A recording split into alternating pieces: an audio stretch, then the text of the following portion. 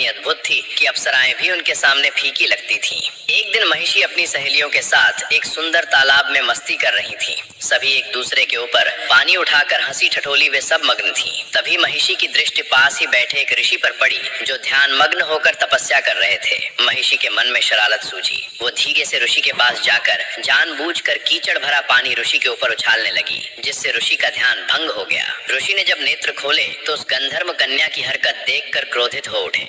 ऋषि ने कहा, हे गंधर्व कन्या, तुमने मेरे साथ ये ठीक नहीं किया। तुमने बिना कारण मुझे कीचड़ युक्त कर दिया और मेरी तपस्या भंग की। ऐसा घिनौनी हरकत तो केवल एक भैंस ही करती है। इसलिए मैं तुम्हें श्राप देता हूँ कि आज से तुम एक भैंस बन जाओगी। कन्या भयभीत होकर हाथ जोड़ने लगी और क्षमा याचना करते हुए बोली, भगवान, मैं अपनी भूल स्वीकार करती हूँ। कृपा करके मुझे इस श्राप से मुक्ति दें। तभी ऋषि का क्रोध शांत हुआ और उन्होंने कहा, मेरा श्राप कभी असत्य नहीं हो सकता, परंतु तुम्हें कुछ राहत अवश्य मिलेगी। तुम दिन के समय संपूर्ण भैंस का रूप धारण करोगी, परंतु रात में तुम्हारा आधा शरीर नारी का और आधा शरीर भैंस का रहेगा। जिस दिन तुम किसी संतान को जन्म दोगी उसी दिन ये श्राप समाप्त हो जाएगा। ऋषि ये कहकर वहां से चले गए। तभी से महिषी दिन में वो भैंस के रूप में रहती और रात में आधी नारी और आधी भैंस में रहती थी। एक रात जब राक्षस राज रंभ जंगल में भ्रमण कर रहा था, तब उसकी दृष्टि महिषी पर पड़ी। रंभ उसकी अनोखी रचना देखकर चकित रह गया। उसने पूछा, हे देवी, तुम कौन हो? तुम्हारा आधा शरीर इतना सुंदर नारी का और आधा शरीर भैंस का क्या है?